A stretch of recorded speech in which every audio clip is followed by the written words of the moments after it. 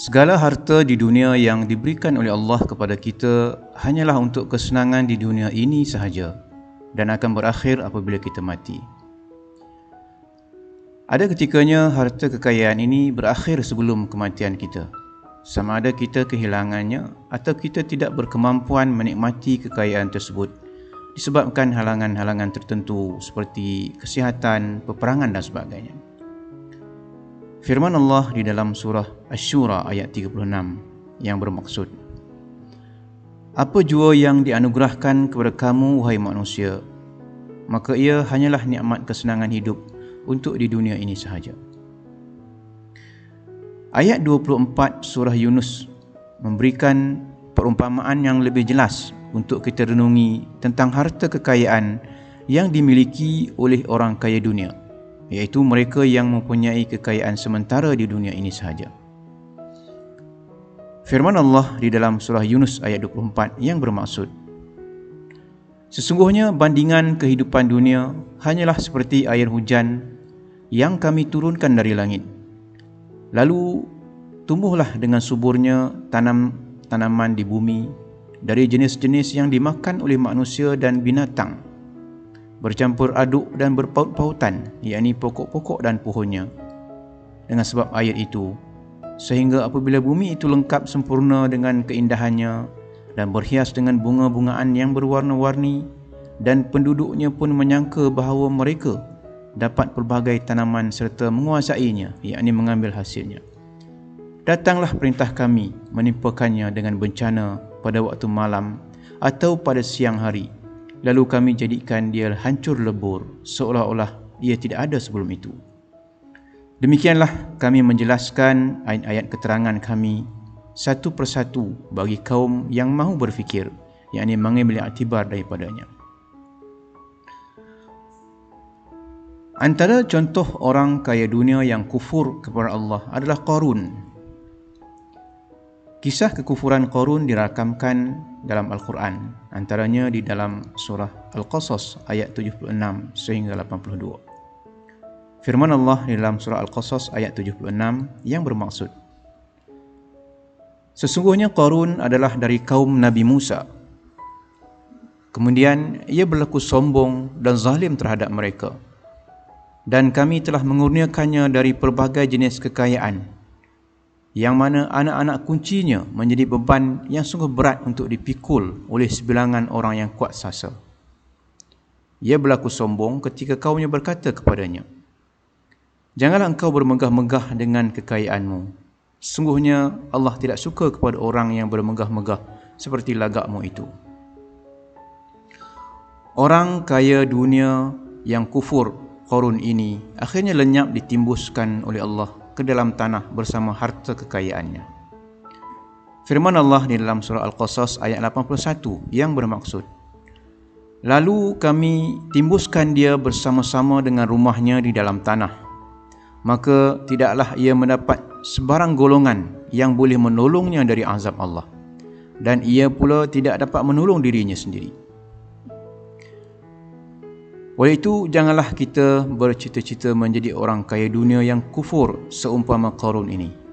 Firman Allah di dalam surah Al-Qasas ayat 82 yang bermaksud, dan orang-orang yang pada masa dahulu bercita-cita mendapat kekayaan seperti Qarun mulai sedar sambil berkata, wah, sesungguhnya Allah memewahkan rezeki bagi sesiapa yang dikehendakinya dari hamba-hambanya, dan dialah juga yang menyempitkannya. Kalau tidak kerana Allah memberi pertolongan kepada kita, tentulah kita akan dibinasakan dengan tertimbus di dalam tanah seperti Qarun. Aduhai, sesungguhnya orang-orang yang kufurkan nikmat Allah itu tidak akan berjaya. Selain daripada kisah Qarun sebagai contoh pengakhiran yang buruk bagi orang kaya dunia yang kufur, yang terkenal dengan kekufurannya, Al-Quran juga memberikan misal perbandingan dalam kalangan orang kebanyakan yang mempunyai kekayaan dunia tetapi kufur dengan nikmat Allah. Kisah ini dibentangkan oleh Allah dalam ayat 32 sehingga 49 surah Al-Kahfi. Secara ringkasnya, intipati kisah ini boleh dirujuk kepada ayat 42 sehingga ayat 45. Allah membinasakan harta dalam bentuk kebun orang kaya dunia yang kufur disebabkan sikap sombong dan bongkaknya terhadap nikmat Allah dan perbuatan syirik yang dilakukannya. Firman Allah di dalam surah Al-Kahfi ayat 42 yang bermaksud, dan segala tanaman serta harta bendanya itu pun dibinasakan. Lalu jadilah ia membalik-balikkan kedua tapak tangannya, yakni kerana menyesal terhadap segala perbelanjaan yang telah dibelanjakan pada kebun-kebunnya. Sedang kebun-kebun itu runtuh junjung-junjung tanamannya, sambil ia berkata, alangkah baiknya kalau aku tidak sekutukan sesuatu pun dengan Tuhanku. Selanjutnya dalam ayat 43 Allah berfirman yang bermaksud, dan ia tidak mendapat sebarang golongan yang boleh menolongnya selain dari Allah, dan ia pula tidak dapat membela dirinya sendiri. Dan dalam ayat 44 Allah berfirman, maksudnya, pada saat yang sedemikian itu kekuasaan memberi pertolongan hanya tertentu bagi Allah, Tuhan yang sebenar-benarnya. Dialah sebaik-baik pemberi pahala dan sebaik-baik pemberi kesudahan yang berbahagia kepada hamba-hambanya yang taat. Dalam ayat 45 Allah berfirman yang bermaksud, dan kemukakanlah kepada mereka misal perbandingan. Kehidupan dunia ini samalah seperti air yang kami turunkan dari langit. Lalu bercampur aduklah tanaman di bumi antara satu sama lain, yakni kembang suburlah ia disebabkan air itu. Kemudian menjadilah ia kering hancur ditiup angin, dan ingatlah adalah Allah Maha Kuasa atas tiap-tiap sesuatu. Ayat-ayat ini menjelaskan secara ringkas bahawa orang kaya dunia yang kufur telah membelanjakan atau melabur sejumlah wang untuk memastikan kebunnya subur dan mengeluarkan hasil. Malangnya dia tidak beriman kepada Allah. Sebaliknya bongkak dan amat yakin bahawa kebunnya akan subur dan mengeluarkan hasil di atas pengetahuan, kemahiran dan daya usahanya sendiri. Setelah Allah membinasakan tanaman dalam kebunnya, barulah dia sedar dan merasa menyesal yang tidak berkesudahan.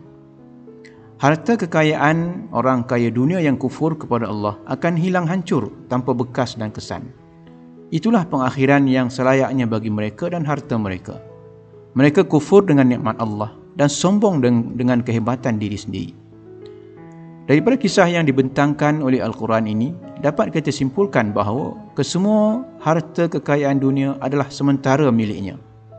Setiap pemilikan harta kekayaan datang bersama tanggungjawab dan amanah, iaitu beriman, tawakal dan bertakwa kepada Allah. Harta kekayaan adalah antara 4 perkara utama yang akan disoal kepada setiap daripada kita di hari kiamat nanti, seperti mana yang disebut di dalam hadis sahih riwayat Imam Tirmizi. Maksudnya, dari Abu Barzah Al-Aslami, beliau berkata, Rasulullah sallallahu alaihi wasallam bersabda, 2 kaki seorang hamba tidak akan bergerak, yakni pada hari kiamat, sehingga ia ditanya tentang umurnya, ke mana dihabiskan, tentang ilmunya, apakah yang telah dilakukan dengan ilmunya, tentang hartanya, dari mana diperolehi dan ke mana dibelanjakan, dan tentang tubuh badannya untuk apa digunakan.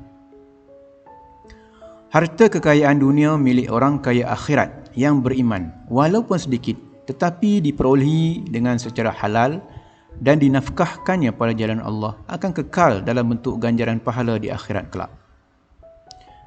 Jika kebun yang disebut di dalam surah Al-Kahfi itu milik orang kaya akhirat yang beriman, seperti yang dikisahkan dalam ayat 32 sehingga 49 surah Al-Kahfi, dia bukan sahaja akan melabur wang ringgit, tenaga dan kepakarannya untuk menyuburkan tanamannya. Malahan, dia juga akan melabur sifat tawakal, iaitu berserah, berdoa dan berharap kepada Allah. Sekiranya dia mendapat hasil yang banyak, dia akan bersyukur. Sebaliknya, jika hasilnya berkurangan atau rosak, dia akan bersabar, redha dan semakin bertambah iman dan takwanya kepada Allah. Allah dan Rasulnya meninggalkan pengajaran yang sangat besar untuk kita, iaitu semuanya adalah apa yang dikehendaki oleh Allah. Tiada daya dan upaya kita, melainkan dengan pertolongan Allah. Oleh itu, kembalilah beriman dan taat kepadanya sebelum kita menghadapi pengakhiran yang buruk disebabkan kekufuran kita terhadap nikmat harta kekayaan yang dikurniakan oleh Allah.